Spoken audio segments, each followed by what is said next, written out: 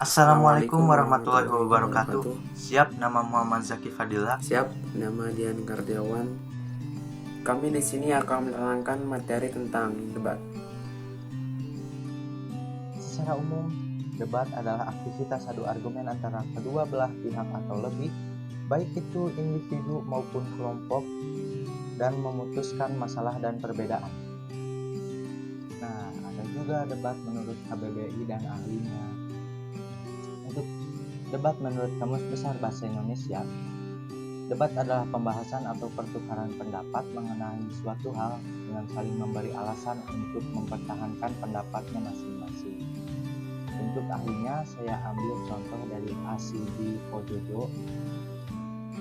Debat adalah suatu proses komunikasi yang dilakukan secara lisan yang dinyatakan dengan bahasa untuk mempertahankan gagasan atau pendapat tersebut. Adapun jenis-jenis debat, yaitu yang pertama, debat parlemen atau majelis. Hal ini terjadi di tatanan eksekutif, yudikatif atau legislatif suatu negara. Biasanya membahas tentang undang-undang atau kebijakan atau hal-hal yang bersangkutan pada ketatanegaraan. Yang kedua yaitu debat pemeriksaan ulangan. Debat ini biasanya terjadi di lingkungan sekolah dan debat ini mengandung banyak pertanyaan yang saling berkaitan. Adapun jenis debat yang ketiga yaitu debat formal atau debat pendidikan. Debat ini bertujuan untuk mengembangkan suatu kemampuan kedua tim dan menyampaikan suatu argumen yang secara logis, jelas, dan terstruktur. Suatu kegiatan yang memperadukan pendapat dari kedua pihak ini tidak bisa disebut debat jika tidak memenuhi unsur-unsur berikut. Nah, unsur-unsur debat yang pertama adalah mosi. Mosi adalah inti atau pokok pembicaraan yang akan didebatkan. Nah, yang kedua ada tim afirmatif. Tim afirmatif adalah tim yang mendukung mosi. Yang kedua adalah tim negatif, yang ini yaitu tim yang menolak mosi atau lebih tidak setuju. Yang ketiga, yang keempat yaitu tim netral. Tim netral adalah tim yang menentang dan menyetujui mosi. Yang kelima yaitu moderator. Moderator adalah seseorang yang memimpin atau membantu jalannya perdebatan tersebut. Lalu berikutnya ada peserta dan juri debat. Peserta dan juri ini adalah seseorang yang diundang untuk menyaksikan perdebatan tersebut. Yang terakhir yaitu penulis. Dalam debat terdapat penulis, yaitu orang yang bertugas mencatat kesimpulan debat tersebut. Struktur debat. Struktur debat ada beberapa poin. Yang pertama yaitu pengenalan atau perkenalan masing-masing tim.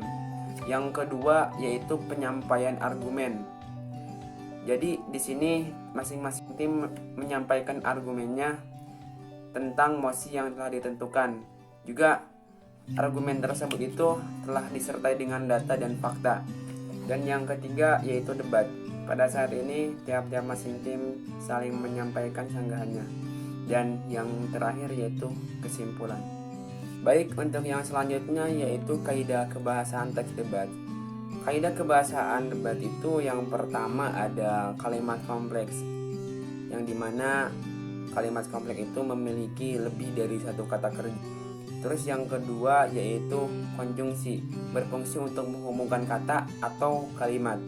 Dan yang ketiga adalah kalimat rujukan, yang dimana ini menjelaskan pemberi informasi, data, dan fakta yang digunakan dalam argumentasi. Untuk yang terakhir, setelah kalian mengetahui debat secara rinci, kalian juga harus mengetahui apa tujuan dari debat itu sendiri. Sebenarnya tujuan umum dari debat adalah mendapat kesepakatan atau hasil dari topik yang diperdebatkan tanpa menimbulkan suatu masalah. Nah, untuk fungsi dari debat secara individu, adalah melatih keberanian untuk mengemukakan pendapat di depan banyak orang. Dan yang kedua adalah melatih mematahkan pendapat lawan. Yang ketiga adalah meningkatkan kemampuan merespon suatu masalah. Jadi misal ada orang mengeluarkan pendapatnya itu kuat ya, terbilang kuat. Nah, kalian harus mencari kata-kata yang dapat melawan pendapat tersebut berdasarkan fakta dan yang dapat mudah dipahami dan dipercaya oleh juri dan penonton. Yang keempat, memantapkan pemahaman konsep seseorang terhadap materi atau pelajaran yang telah diberikan, yaitu musik. Yang terakhir adalah melatih seseorang untuk bersikap kritis terhadap semua teori yang sudah dikeluarkan pendapat.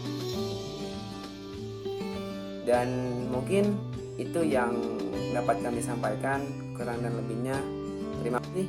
Assalamualaikum warahmatullahi wabarakatuh.